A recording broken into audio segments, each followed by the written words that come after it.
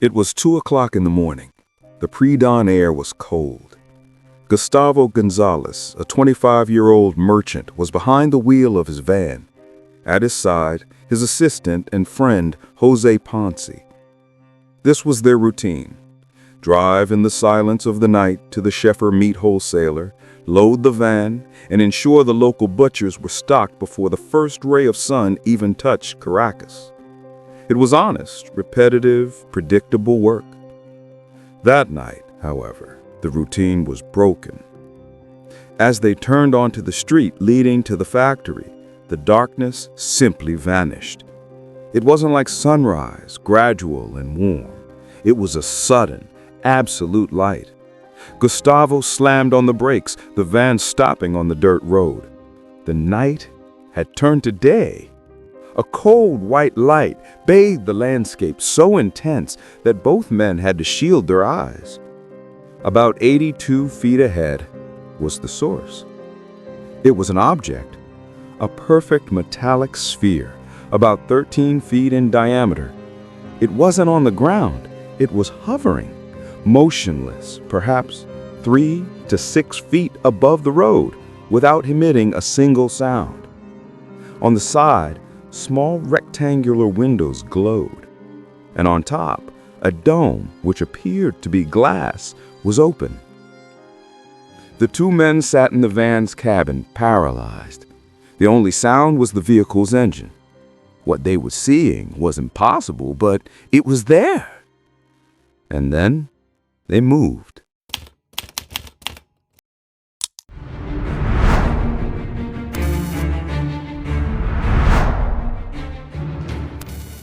It was 2 o'clock in the morning. The pre-dawn air was cold. Gustavo Gonzales, a 25-year-old merchant, was behind the wheel of his van.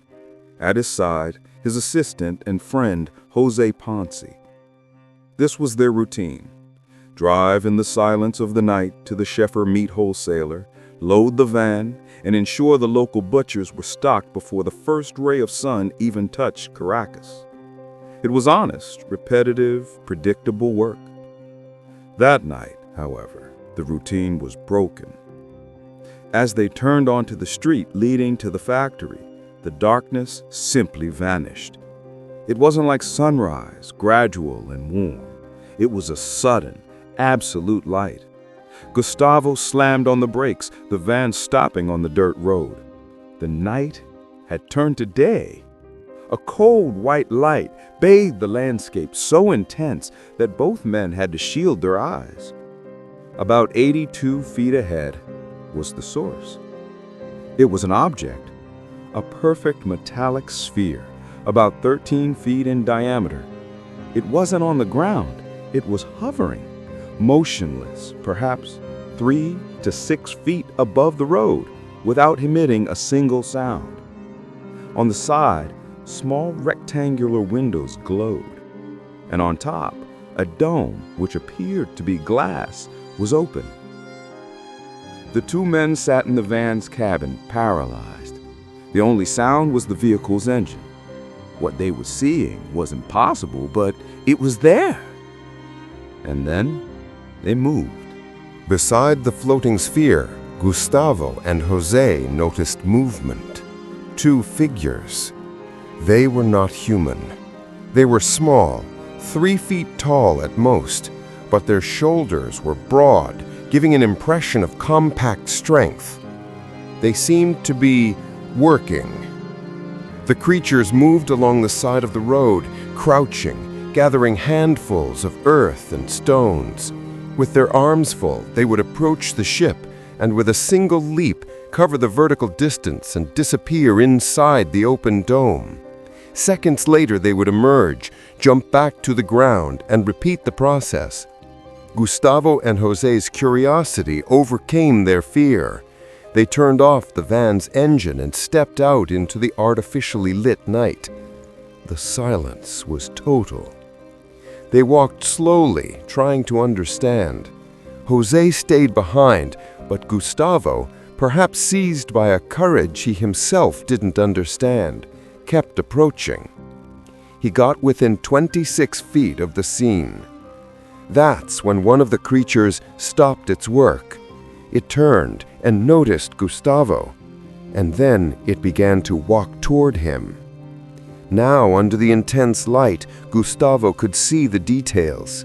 The being seemed covered in dark, coarse, stiff hair, like bristles. It had visibly developed musculature.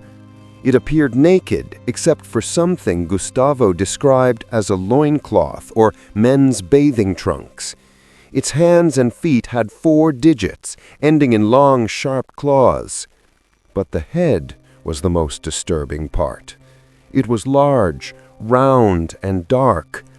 On it there was no nose, no mouth, no ears. Just 2 large, oval eyes that glowed intensely, reflecting the ambient light. Gustavo had the impression that this was not a face, but a helmet. An idea seized Gustavo. He was not facing an animal, nor a demon. He was facing something real. And if it was real, he could prove it. In an impulse that would change his life, he decided he would capture that creature. He would grab it, put it in the van, and take it straight to the police station. Gustavo lunged and grabbed the being. The shock was immediate. The creature's body was unbelievably rigid. The hairs were so tough they seemed to prick his hands.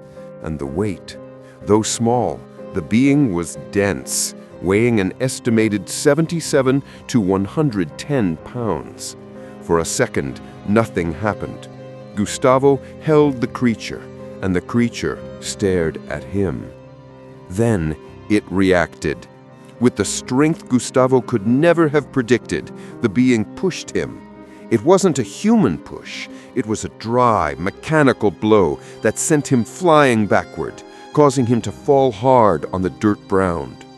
Down, Gustavo felt a new sensation, a strange vibration that seemed to run through his body, trying to overpower him, to paralyze him. He fought against it, trying to get up. That's when the small being leaped. With its sharp claws exposed, it flew toward Gustavo's chest. In a panic, Gustavo jammed his hand into his pocket and pulled out his pocket knife. In a defensive move, he struck the shoulder of the creature as it fell upon him. The result was the second shock of the night. The blade did not penetrate. It didn't even cut.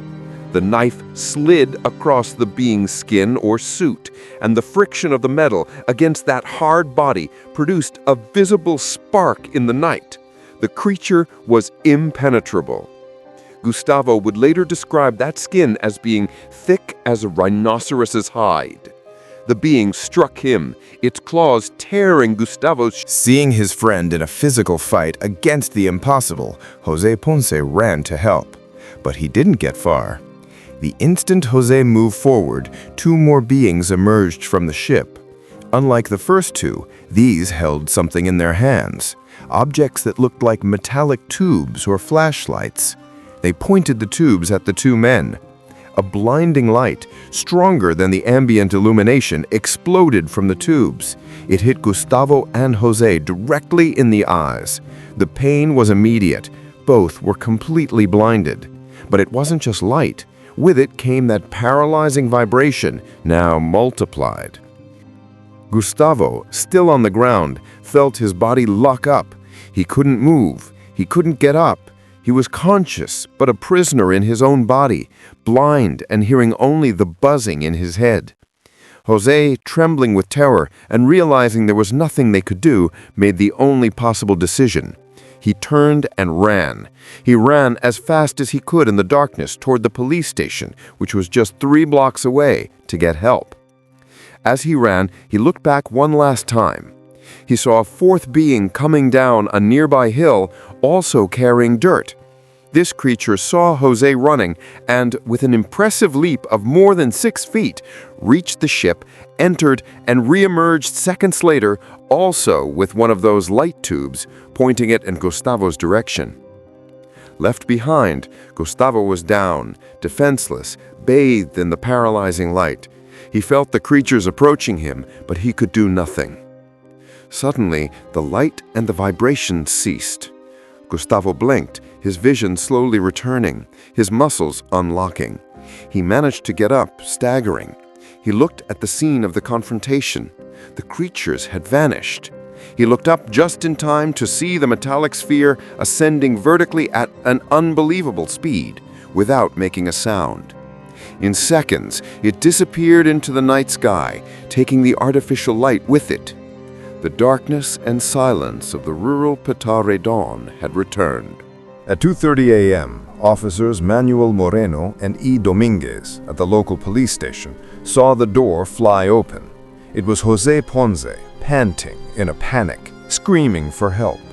A few minutes later, Gustavo Gonzales entered, in a state of shock, his shirt torn and bleeding. His chest and arm had deep scratches, and bruises were forming on his left side. The story they told was so fantastic that the officers' first reaction was skepticism. Were they drunk? Drugged? A doctor was called immediately. The diagnosis was clear. Both were completely sober, lucid, but genuinely terrified. The owner of the wholesale business, Antonio Chirit, was called. He vouched for the character of both men, responsible, punctual, and reliable workers. He stated categorically that he believed their story. But Gustavo and Jose weren't the only ones to break the silence of that night. What investigators soon discovered was that the entire neighborhood of Petare had been awakened. Reports began to flood the police station. A woman named Maria Antonia Avenenda, who lived near the factory, reported being awakened between 1 a.m. and 2 a.m. by a detonation sound, followed by a sharp whistle. Concepcion Garanchan, another resident, saw a strange luminous object flying silently over Petare around 1:30 a.m. Half an hour later, she also heard the clear sound of a detonation. Manuel Bradia Soria was driving home around 2:30 a.m. An intense light of unknown origin suddenly illuminated his vehicle, forcing him to stop, terrified. Shortly after, he heard the same whistle. Dr. Julio Garces, who worked at the local hospital, reported that while driving near the area shortly after 2 a.m., he heard a scream of terror and a frightened voice, but could not identify the source. Farther away, Elsa Dudstadt, in her garden, saw with her son and niece an intense disc-shaped light rising above Petare. Residents along the old railway reported that a bright light crossed the sky, so intense it illuminated their rooms as if it were day. The most crucial witness, however, never had his name revealed. A renowned doctor from Caracas was driving his car right behind Gustavo and Jose's van. He witnessed the entire event from inside his vehicle. He saw the sphere, he saw the small creatures, and he saw the confrontation. He refused to give an official statement, fearing ridicule and the end of his career. But, under the promise of absolute secrecy, he confirmed every detail of Gustavo and Jose's story to the authorities. The incident was so well documented, with physical injuries, a police investigation, a medical examination, and dozens of independent witnesses, that it could not be ignored. The case leaked out of Venezuela, being picked up by the American Investigation Group, APRO. Documents indicate that United States authorities invited the anonymous doctor to Washington to provide information. The Petare Incident became one of the first and most important cases of a third-kind encounter in South America to gain worldwide attention. Decades passed. In 2015, a Spanish TV crew from the program Cuarto Milenio, Fourth Millennium, went to Petare. They found Irama Aranguren, the grandniece of the witness Maria Antonieta. Irama confirmed that the story was a legend in the family. She said her great-aunt always claimed that after the sphere left, a large dark mark, like scorched earth, remained on the dirt road for a long time. To this day, the Petare Incident remains unsolved. The formal police investigation never reached a conclusion. It was not a delusion. It was not a mistake. It was a physical and real event. What happened in Petare defies our classifications. They weren't the large-eyed Greys, nor the benevolent Nordics. They were small, hairy, incredibly strong beings with impenetrable skin. Were they collecting earth samples? Were they mining? And why did they react with such defensive violence? Gustavo's knife, by creating a spark, proved that he touched something that mixed the biological with the technological, or perhaps something that was neither. Gustavo and Jose didn't just see a UFO. They touched, smelled, and fought its occupants. They survived an encounter that was seconds away from becoming a fatal abduction.